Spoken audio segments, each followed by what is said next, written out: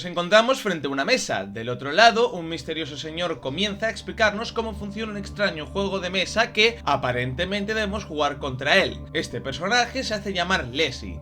En ningún momento nos amenaza directamente, ni es agresivo, pero hay algo en el ambiente que hace que la experiencia se sienta hostil. Estamos encerrados en una cabaña, hay una puerta que da destellos y hace ruidos raros, y Leslie jamás muestra su rostro. No es precisamente una situación donde te apetezca tomarte un té y relajarte un rato. Leslie nos explica las reglas básicas del juego. Tenemos 2 vidas y cada vez que perdemos una partida contra él, perdemos una de ellas. Si se nos acaban, pues él mismo nos hace caput. Y así comienza Inscription. A simple vista parece que estamos atrapados en una cabaña jugando un juego de cartas oscuro con una figura en las sombras, pero a medida que avanzamos descubrimos que nada es lo que parece. Lo que inicia como un simple roguelike de cartas se transforma rápidamente en un thriller psicológico donde resolveremos puzzles, exploraremos la cabaña y empezaremos a rascar la superficie de un trasfondo mucho más turbio, incluso llegando a romper la cuarta pared. Una RPG en toda regla, vamos. Si has llegado a este vídeo porque te ha llamado la atención pero querías una opinión antes de gastarte el dinero, te lo digo ya. Cómpralo. Estás a punto de vivir una de las mejores experiencias que ha dado el mundo del gaming indie en años. Inscription es uno de esos juegos que cuanto menos sabes, más lo disfrutas. Así que lo mejor que puedes hacer es ahorrarte los spoilers. El juego se divide en 3 bloques, así que os pondré en pantalla las marcas de tiempo para cada parte. El primer bloque cubre desde el comienzo hasta que logramos escapar de la cabaña. El segundo bloque va desde que entramos en el segundo mundo hasta que P03 toma el control. Y el tercer bloque va desde que empezamos a jugar bajo las reglas de P03 hasta el final. Esto lo hago para que si alguien está viendo el vídeo y aún no ha terminado el juego, pueda ver solo la parte que le interesa sin comerse spoilers innecesarios. Ahora que está esto explicado, comencemos con la reseña.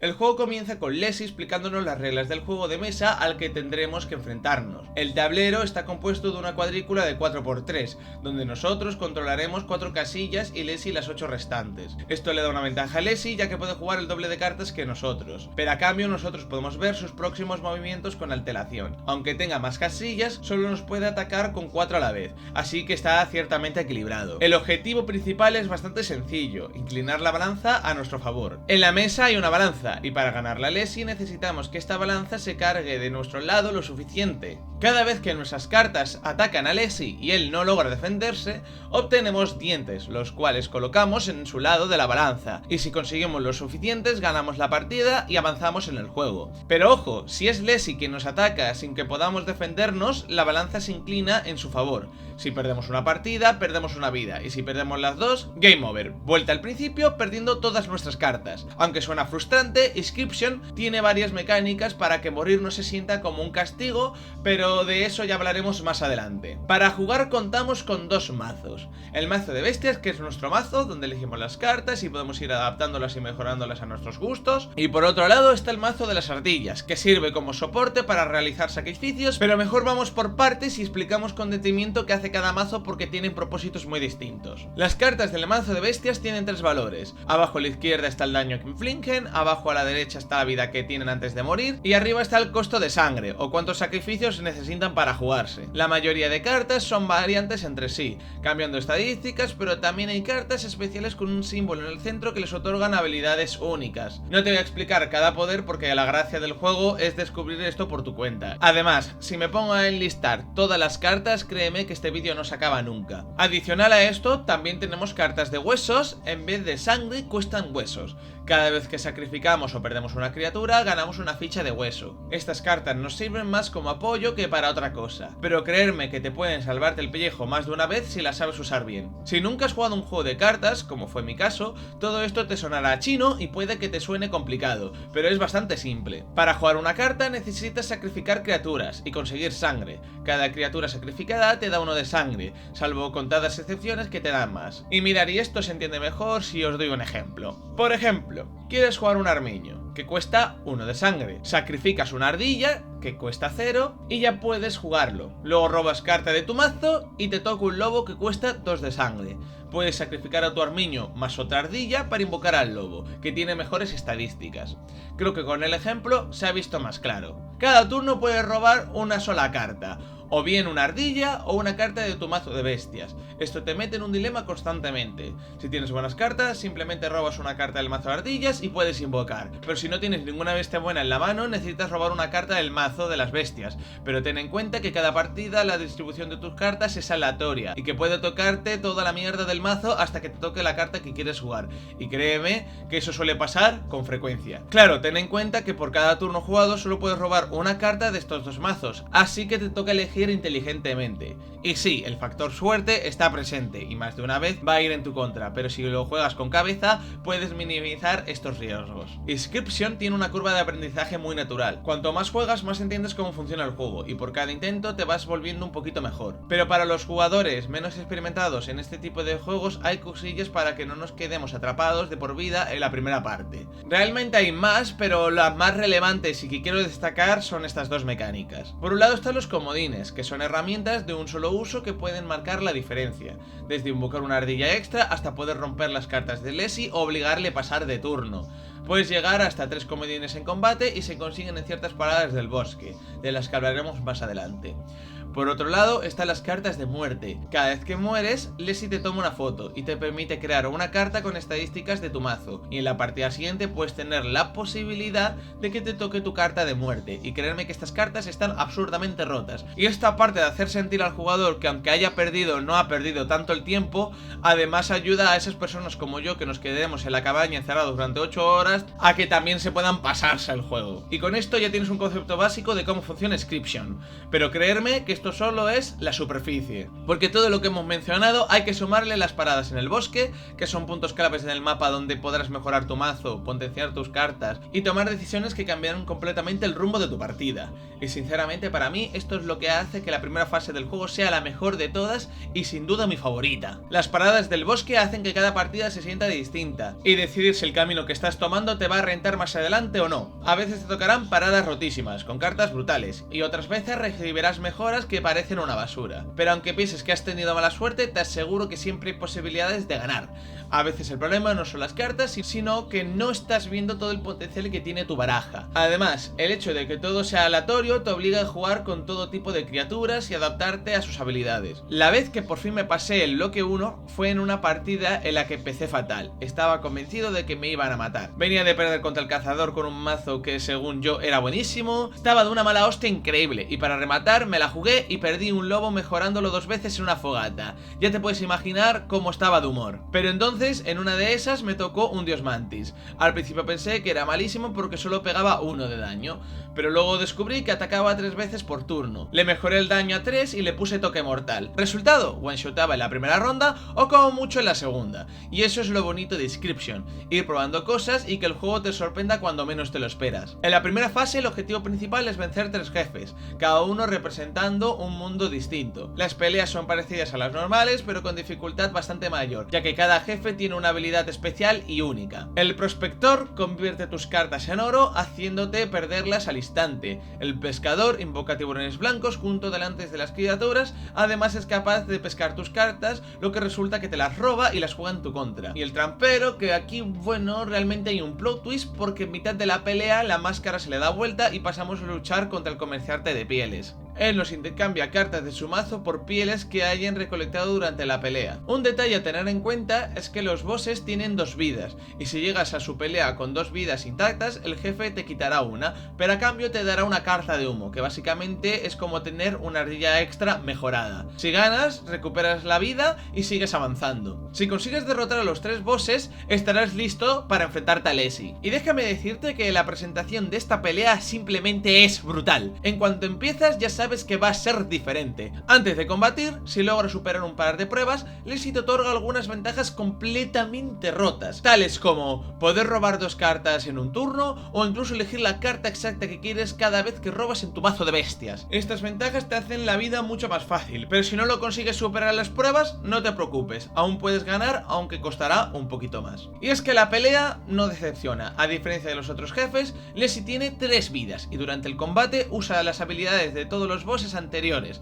poniendo a prueba todo lo que has aprendido hasta ahora. Pero lo más épico llega al final. Cuando le quitas su segunda vida, Leslie se detiene, mira fijamente a la luna y le toma una foto con su cámara. Y ahora te toca enfrentarte a la mismísima luna. Si consigues vencerla, entonces habrás derrotado a Leslie, estarás listo para entrar en la segunda fase del juego. Esta fase tiene un lore interesante, pero prefiero explicar las fases por separado y luego contar todo del tirón. Así entender todo se vuelve una tarea mucho más sencilla.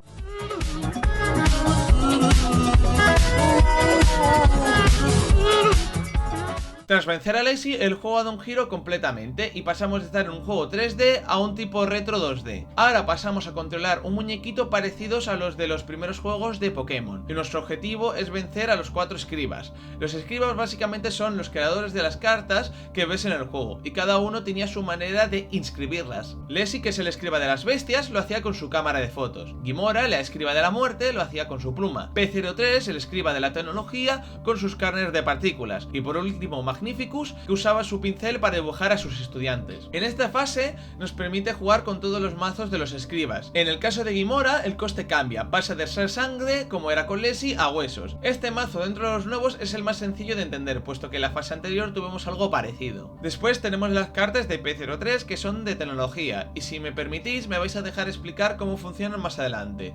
Y por último, las de Magnificus, que funcionan con magia. El objetivo de esta fase es ir a los 4 mundos de cada escriba y vencerlos. Pero aquí sí que tengo que recalcar varias cosas malas que tiene esta fase, y que la gran mayoría de jugadores piensan que es la peor parte con diferencia. Lo primero de todo es el contraste gráfico, porque pasamos de una cabaña con una atmósfera impresionante a un juego retro. Pasamos de tener una HD que brilla por su ausencia, donde con una simple mirada podías saber qué cartas tienes, qué cartas se están jugando, mirar los comodines, saber si vas ganando o estás perdiendo. No hacía falta ningún número en pantalla. Y esto no solo hacía el juego más inmersivo, también lo hacía más limpio e intuitivo. Por el otro lado, en la fase 2, ahora tenemos una pantalla recargada de HD, lo que lo hace más confuso y hace que el gameplay dé un paso hacia atrás monumental. Además, en esta fase ya no importa si pierdes una partida, ya que no hay vidas ni castigo real, simplemente cada vez que pierdes contra un boss, lo puedes volver a intentar y ya está. Esto hace que ganar deje de ser un desafío donde tienes que pensar una estrategia y pensar cada jugada, y se convierte en repetir el boss hasta que te salga un buen RNG y punto. Y aquí es donde más flaquea el juego. Esta fase no creo que esté tan mal como muchos dicen, porque realmente la disfruté, pero es que he pasado de jugar a algo que posiblemente sea uno de los mejores juegos que he probado en mi vida, que cada día después de terminar de jugar al juego aún seguía pensando en el juego, pensando qué mazos y estrategias podía hacer para poder vencer finalmente a Leslie y finalmente poder pasarme el juego, a de repente te encuentras con un juego que no está mal, pero simplemente es peor en todos los aspectos. Creo que ahí es donde radica el odio de muchos jugadores hacia esta fase,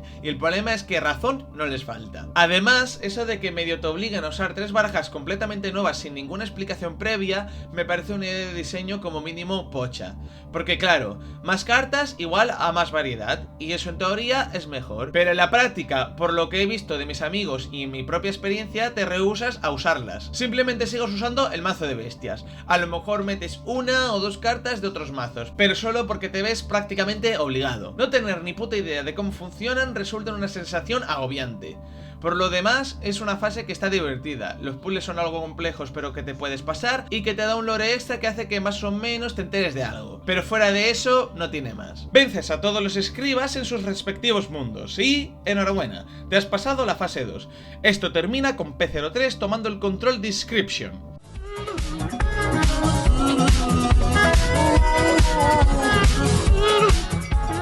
En la tercera fase pasamos del 2D de vuelta al 3D, y ahora nos toca enfrentarnos a P03 en Robotopía, que es como la cabaña de la primera fase pero con temática de robots. Aquí nos toca enfrentarnos a P03 y el juego se vuelve más interesante que en la segunda fase, ya que jugamos bajo sus normas y su mazo. Las cartas se parecen bastante a las bestias, pero esta vez tienen temática robótica. Lo que sí cambia es la forma de jugar, ya que ahora las cartas cuestan energía. Básicamente, cada ronda te dan 1 de energía adicional al que ya tenías. Por ejemplo, la primera ronda te dan 1, la segunda 2, la tercera 3, así hasta el máximo. La energía se gasta, pero se resetea a cada ronda, lo que hace que cada vez puedas jugar cartas más potentes. Además, además este tablero pasa de ser un 4x3 a un 5x3, lo que lo hace más grande, y créeme que se nota tener que cubrir una casilla extra. Con P03 el juego deja de ser un roguelike para parecerse más a un Dark Souls. Tenemos un punto de guardado, si perdemos volvemos al último punto de control, tenemos monedas que conseguimos al vencer enemigos y bosses que sirven para comprar mejoras y cartas, pero si nos matan y no volvemos a donde morimos, perdemos esas monedas. También se añade la mecánica de estrellas de búsqueda. Si vences a muchos enemigos sin que te ganen, se te van acumulando estrellitas sobre la cabeza, y según cuántas tengas, algunos enemigos pueden venir a cazarte en medio de tus partidas, haciendo que se vuelva más difícil. En lugar de ardillas, ahora tenemos receptáculos, que en principio no hacen nada, solo sirven para tancar golpes. Pero conforme avanzamos en Robotopía, estos receptáculos van adquiriendo propiedades. Pueden disparar objetivos cercanos, potenciar cartas o darnos energía extra. Y como último añadido destacable, tenemos retos contrarreloj. En ellos necesitas desactivar una bomba haciendo daño a los enemigos en X turnos. Si no lo logras, toda la zona explota y toca reiniciarla. Ahora nos toca hablar de los jefes, que para mí es la mejor parte de esta fase y de lo mejorcito que tiene el juego. Para vencer a P03, primero tienes que vencer a 4 bosses que representan a cada uno de los escribas. El primero, el archivista.zip, que representa a Gimora. Nos pedirá elegir un archivo de nuestro ordenador, cuanto más grande sea, más inclinemos la balanza a nuestro favor. Incluso nos pide un archivo al que le tengamos aprecio. Y si perdemos esa carta, perdemos el archivo. Luego está el fotógrafo.zip, que representa a Leslie. Puede tomar fotos del tablero y cambiar la partida por completo. Luego está el pintor.zip, que representa a Magnificus. Nos permitirá que le pintemos una cara y dependiendo de cómo la hagamos, la partida tendrá unas normas u otras. Y por último está Golly, una parodia de P03.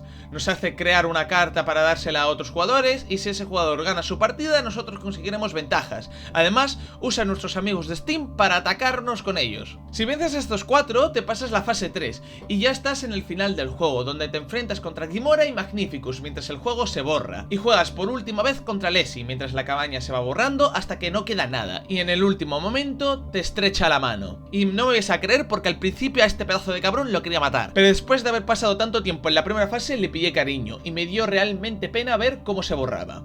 Un F. Scription se borra, entre muchas comillas, y sale la cinemática final, y se acaba el juego. Esta fase mejora bastante respecto a la anterior, pero sigue siendo floja comparado con la primera, salvo por los bosses, que me han parecido geniales. En el resto, en temática como en gameplay e inmersión, me parece simplemente peor en todos los aspectos a la cabaña. Y aunque la idea de tener puntos de control como Dark Souls no suena a una mala idea, al final es casi lo mismo que la fase 2. Si pierdes, vuelves y ya, y no hay tensión. Además, cuando por fin te haces a las mecánicas, tienes un buen mazo y estás disfrutando, el juego se acaba. Y a mí por lo menos me dio rabia porque estaba metidísimo y de repente ¡pum! Te cortan el juego porque sí.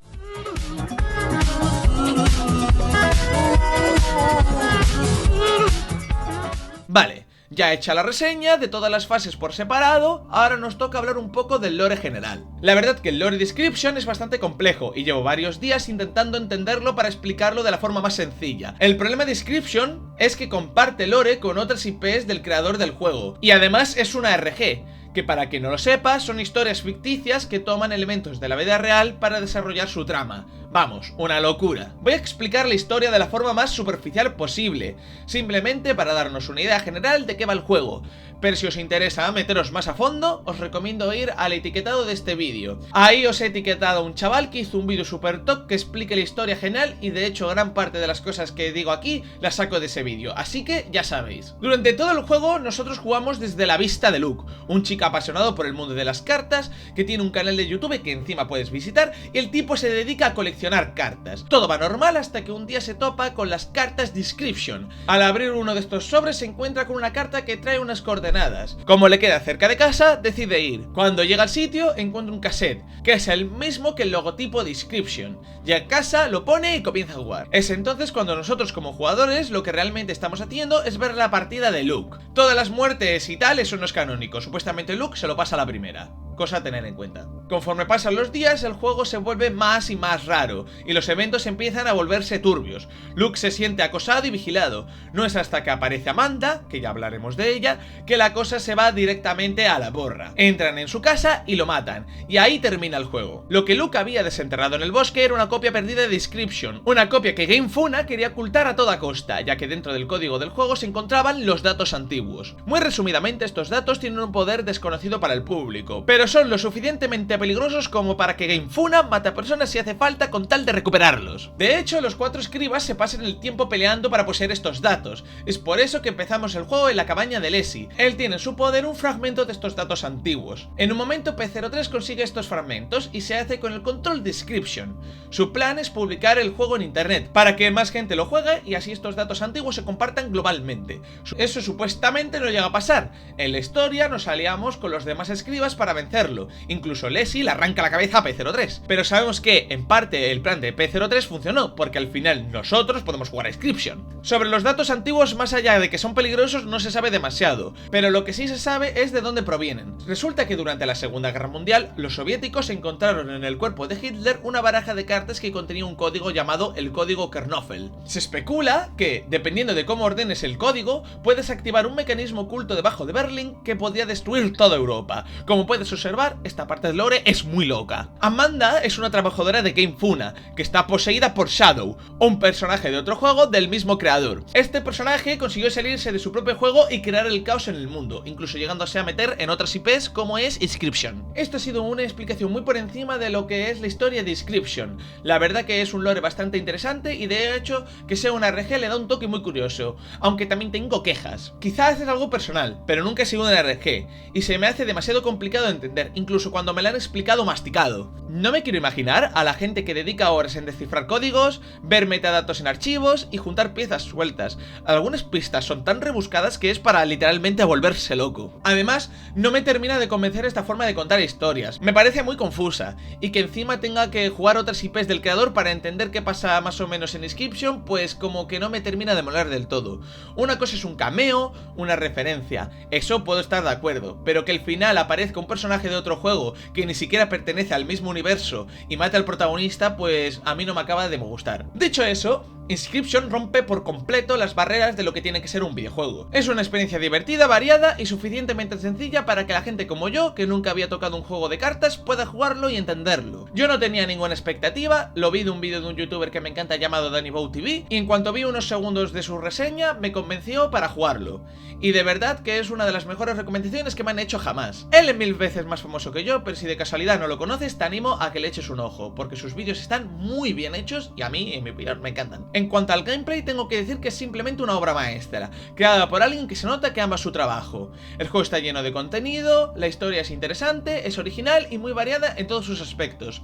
La música y los gráficos son de otro nivel. No necesita ser fotorrealista, el diseño de personajes y de niveles es simplemente increíble. Lo único que no me convence del todo es el final del juego. Se siente muy repentino y la verdad que me habría encantado enfrentarme contra el resto de escribas. Y lo peor de todo es que el trabajo ya estaba hecho, solo era cuestión de añadirlo al juego, pero por lo visto el creador decidió cortarlo. Lo respeto, pero bueno, me habría flipado verlo. Eso sí, que el juego se termine no significa que no quede contenido. Después de pasártelo, puedes jugar al mod de Casey, que son partidas infinitas contra Leslie en la cabaña. Te puedes poner retos y si los superas todos te puedes enfrentar a un jefe final. Además, en este modo hay nuevas cartas, efectos y mejoras. También si sigues una ruta secreta puedes enfrentarte contra los mitólogos de la fase 3. O sea, por recursos no fue que el final se sintiera recortado, pero bueno, cosas del creador, ¿qué voy a saber yo? Y nada, con todo esto solo puedo decir que Inscription es una de estas joyas que aparecen muy de vez en cuando. No es un juego perfecto y tiene cosas que te pueden gustar más o menos, con el tema de la RG, decisiones de nivel que cambian por completo el gameplay y ese final tan abrupto.